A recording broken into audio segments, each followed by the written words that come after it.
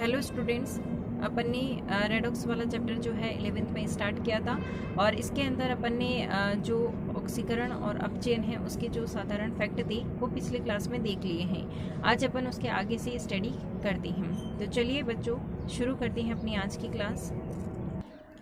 देखिए, अपन ने last class के अंदर इसकी रेडॉक्स रिएक्शन की इम्पोर्टेंस क्या है वो देख ली थी। और रेडॉक्स के अंदर दो शब्द जो हैं, रिडक्शन और ऑक्सीडेशन, इन दोनों के यानी कैसे कैसे ऑक्सीडेशन होता है, कैसे कैसे रिडक्शन होता है या अपचयन होता है, तो इनको अपन ने देखा था। सबसे पहले अपन ने देखा था कि किसी भी पदार्थ के अंदर ऑक्सीजन का जुड़ना ये ऑक्सीडेशन होता है और किसी पदार्थ में से ऑक्सीजन का निकलना ये रिडक्शन यानी कि अपचयन होता है। इसी तरह से हमने नेक्स्ट इसका नियम देखा था कि हाइड्रोजन के निकलने से ऑक्सीडेशन होता है और हाइड्रोजन के जुड़ने से इसके अंदर क्या होता है, अपचयन होता है। ठीक है, तो ये आपको ध्यान में रखना है। देखिए, ऑक्सीजन क्या होता है, ऋण विद्युतीय तत्व होता है। तो इसी तरह से अपन ने दो नियम और देखे थे। और ये हाइड्रोजन जो होता है क्या होता है, धन विद्युतीय होता है। तो यहाँ पे धन विद्युतीय निकल रहा है, तो वहाँ पर भी जैसे धन विद्युतीय तत्व कोई भी एलिमेंट होते हैं उसके निकलने से भी ऑक्सीडेशन होता है। अभी अपन देख लेंगे पीछे। ये देखिए, ऑक्सीजन को जोड़ते हैं यानी ऑक्सीजन क्या होता है, ऋण विद्युतीय तत्व होता है। तो आपको ये ध्यान में रखना है कि ऋण विद्युतीय तत्वों के जुड़ने से ऑक्सीडेशन होता है और जो ऋण विद्युतीय तत्व इलेक्ट्रोनेगेटिव एलिमेंट्स जो होते हैं उसके निकलने से क्या होता है, अपचयन होता है। इसी तरह से अपन ने जैसे हाइड्रोजन को निकालने से होता है, तो हाइड्रोजन क्या होता है, विद्युत धनी तत्व की जैसे होता है। तो आपको इससे ये नियम भी याद में आ जाएगा कि विद्युत धनी तत्व जो होते हैं उसके निकलने से तो क्या होता है, ऑक्सीडेशन होता है। और इलेक्ट्रोपॉजिटिव यानी कि विद्युत धनी तत्वों के जुड़ने से जो होती है अपचयन होता है। ठीक है, ये नियम अपन ने डिस्कस किए थे और आपको समझ में भी आ गए होंगे। आज अपन इसके आगे से जो है स्टडी करेंगे। आगे अपन को एक रिएक्शन समझनी है, यानी कि किस तरह से इसमें अपचय उपचय यानी कि ये जो रेडॉक्स रिएक्शन होती है वो संपन्न होती है। एक नॉर्मल एग्जांपल अपन लेते हैं इसके अंदर। जैसे आपने सोडियम जो क्लोराइड है उसका नाम सुना होगा, सोडियम क्लोराइड यानी NaCl। इसके अंदर क्या होता है कि जो सोडियम होता है ये एक इलेक्ट्रॉन को निकाल देता है और जैसे ही इसमें से एक इलेक्ट्रॉन निकलता है, और अपन ने पढ़ा था कि इलेक्ट्रॉन के निकलने से क्या होता है, ऑक्सीकरण यानी कि उपचयन होता।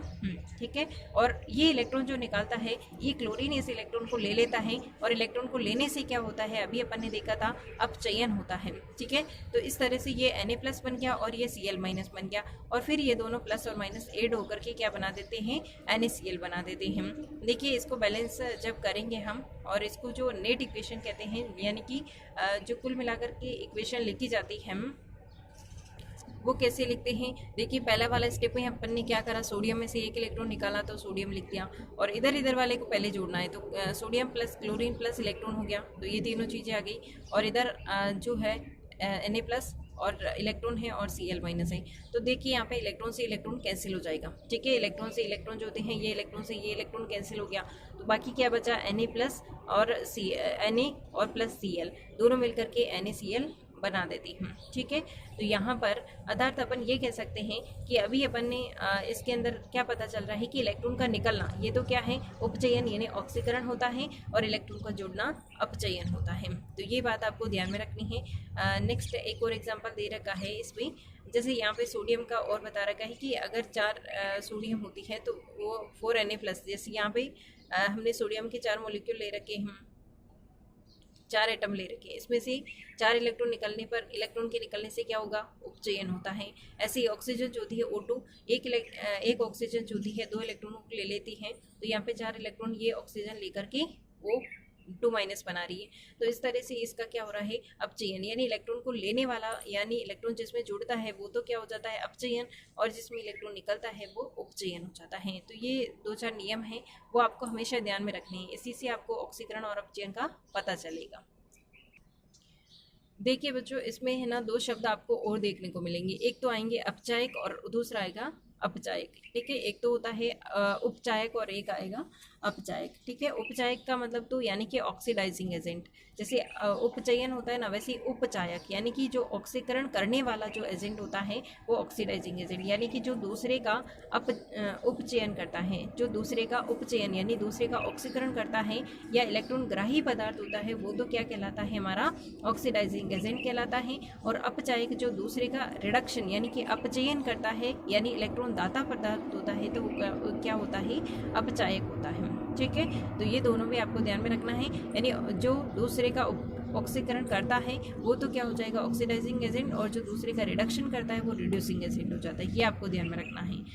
देखिए इन दोनों को अपन इस वाले एग्जाम्पल में समझते हैं। ZnO यानी कि ये जो सॉलिड स्टेट के अंदर है प्लस कार्बन इसके साथ में जुड़ रहा है और इसलिए बन रहा है Zn प्लस CO, यानी कि इस Zn में से ऑक्सीजन निकल गई। और अपन ने पढ़ा था कि ऑक्सीजन का निकलना तो क्या होता है, अपचयन होता है। ठीक है, क्योंकि अपन ने पढ़ा था ऑक्सीजन को जोड़ना ऑक्सीडेशन होता है, तो ऑक्सीजन का निकलना क्या होगा, अपचयन, यानी कि ये अपचयन हो जाता है। यानी कि ये इसमें से निकल रहा है, और कौन निकल रहा है, ये कार्बन लेकर के जा रहा है इसमें से, तो ये कार्बन जो है वो इसके लिए क्या हो जाएगा, अपचायक हो जाएगा। ठीक है, अपचायक हो जाएगा, ये इसका अपचयन हो रहा है और कर कौन रहा है, कार्बन कर रहा है, तो ये इसका अपचायक हो जाएगा।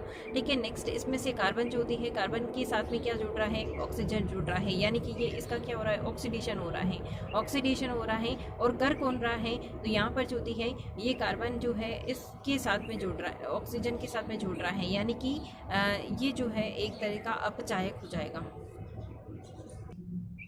देखो ये इसमें आपको ये ध्यान में रखना है, इसका खुद के साथ में तो ऑक्सीजन जुड़ रहा है, यानी कि इसके साथ तो क्या, इसका तो क्या हो रहा है, ऑक्सीकरण हो रहा है, यानी उपचयन हो रहा है। लेकिन ये इसका क्या कर रहा है, अपचयन कर रहा है, इसलिए इसको अपचायक कहा गया है। ये बातें आपको ध्यान में रखनी है, थोड़ी सी कम समझ में आएगी, लेकिन आपको ऐसे ध्यान में रखना है कि जिसके साथ में ऑक्सीजन जुड़ रहा है उसका तो क्या हो रहा है, ऑक्सीकरण, लेकिन वो दूसरे का क्या कर रहा है, उसके ऑक्सीजन को तो ले रहा है ना, तो यानी कि उसका क्या कर रहा है, वो अपचयन कर रहा है। तो ऐसे ध्यान में रखना है। अब यहाँ पे देखो इसमें क्या हो रहा है, ऑक्सीजन निकल रहा है, यानी कि खुद का तो क्या हो रहा है, ऑक्सीजन निकल रहा है, यानी अपचयन हो रहा है, लेकिन ये इसका क्या कर रहा है, ऑक्सीकरण कर रहा है, तो ये इसलिए इसके नाते ये क्या होगा, उपचायक होगा। ये चीज़ें आपको ध्यान में रखनी पड़ेगी। ठीक है, नेक्स्ट अपन देखते हैं सक्रियता श्रेणी। देखिए ऑक्सीकरण और अपचयन को थोड़ा सा ध्यान में रखना थोड़ा मुश्किल है, लेकिन आप 2-3 बार कोशिश करेंगे तो आपको ये चीज़ें याद रहने लग जाएगी। 2-3 चीज़ें आप ध्यान में रखो, जैसे ऑक्सीजन होता है तो उसमें क्या होता है, ऑक्सीजन ऋण विद्युत तत्व होता है, तो यानी ऑक्सीजन को जोड़ने से ऑक्सीडेशन हो रहा है, वैसे ही ऋण विद्युत को भी जोड़ने से ऑक्सीडेशन होता है।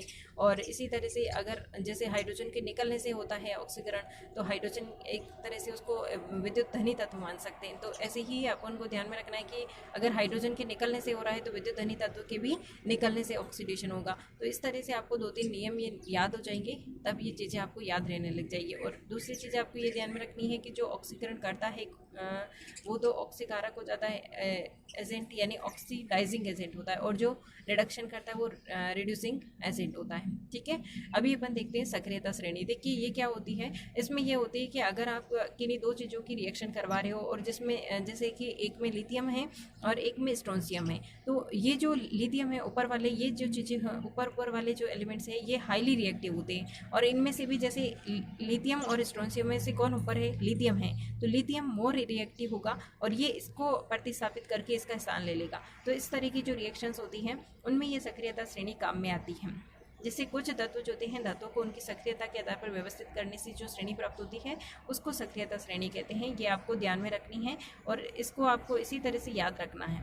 ठीक है, सबसे पहले जैसे सोडियम आ जाता है, potassium, sodium, lithium, beryllium, strontium, calcium, magnesium, zinc, chromium, cobalt, nickel, tin, lead, hydrogen, antimony, bismuth, और कॉपर आ जाता है, मरकरी आ जाता है, और कॉपर, मरकरी, सिल्वर, इस तरह से ये जो है श्रेणी हमको प्राप्त हो जाता है, प्लेटिनम तक जाती है ये। ठीक है, वैसे ये श्रेणी जो होती है आपने 9th 10th में भी देखी होगी, लेकिन यहाँ पर आपको ये इसलिए ध्यान में रखनी है क्योंकि कभी कभी जैसे अभी अपन 1-2 एक्सपेरिमेंट दे रखे हैं आपके बुक में, तो वो देखेंगे तब वहाँ पे अपन को ये वाली श्रेणी जो होती है वो चाहिए होती है।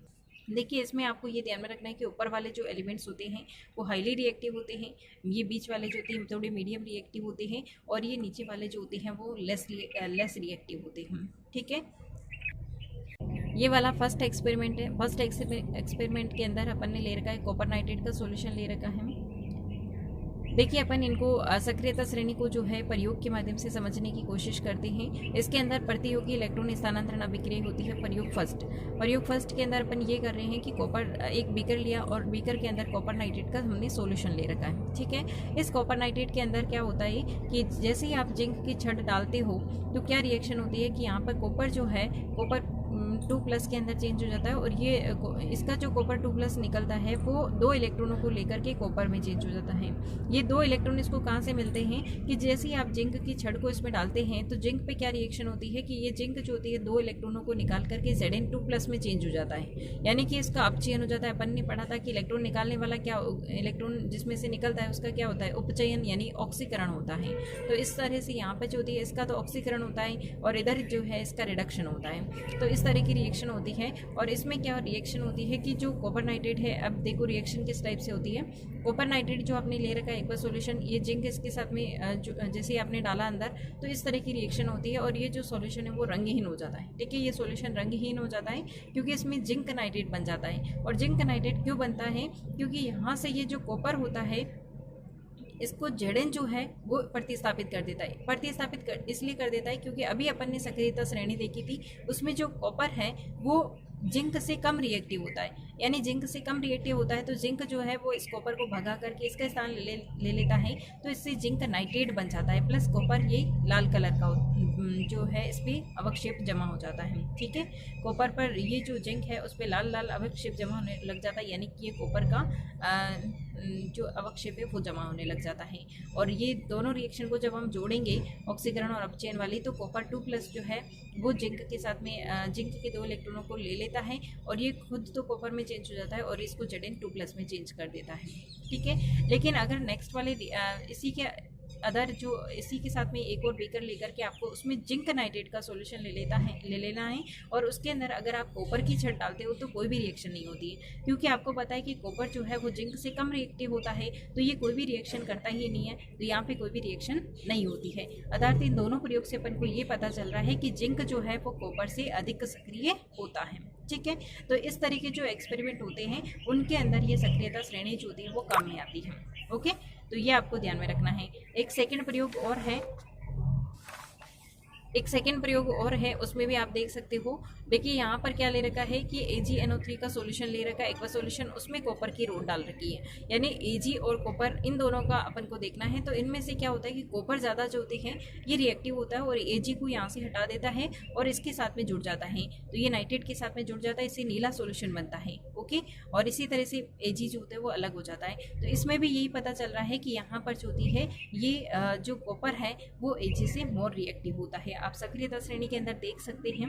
ठीक है, तो इस तरह से इनकी दोनों की रिएक्शन होती है और कॉपर जो होती है ये अपने 2 इलेक्ट्रॉन जो होती है देकर के इसको दे देता है, तो ये 2 इलेक्ट्रॉन Ag2+ होते हैं, तो ये +1 लेंगे, तो ये इसका तो क्या हो रहा है, यानी ये इलेक्ट्रॉन दे रहा है, इलेक्ट्रॉन देने वाले का क्या होता है, उपचयन यानी कि ऑक्सीडेशन होता है, और इलेक्ट्रॉन लेने वाले का क्या होता है, तो इलेक्ट्रॉन लेने वाले का अपचयन होता है। तो इस तरह से आपको ये पता चल रहा है कि सक्रियता जो होती है किसकी ज़्यादा है, यहाँ पे कॉपर की ज़्यादा है अर्जेंटम से। ठीक है, तो इस तरह से ये दोनों एक्सपेरिमेंट से अपन को ये पता चल रहा है, और आपको ये जो है इस तरह की जो रिएक्शंस होती है उनमें ये सक्रियता श्रेणी काम में आएगी। तो इस तरह के एक्सपेरिमेंट आपके बुक में भी दे रखे हैं, तो आप इनको भी ध्यान में रखिएगा। तो चलिए अब है ना यहाँ तक ही पढ़ेंगे अपन, क्योंकि ये क्लास थोड़ी लंबी हो जाएगी, तो इसलिए अगली क्लास के अंदर अपन ऑक्सीकरण जो संख्या है, ऑक्सीकरण अवस्था है, उसके बारे में जानेंगे। तो इस क्लास में इतना ही स्टूडेंट्स, मिलते हैं नेक्स्ट क्लास के अंदर। तब तक के लिए thanks for watching this video. जय हिंद, वंदे मातरम।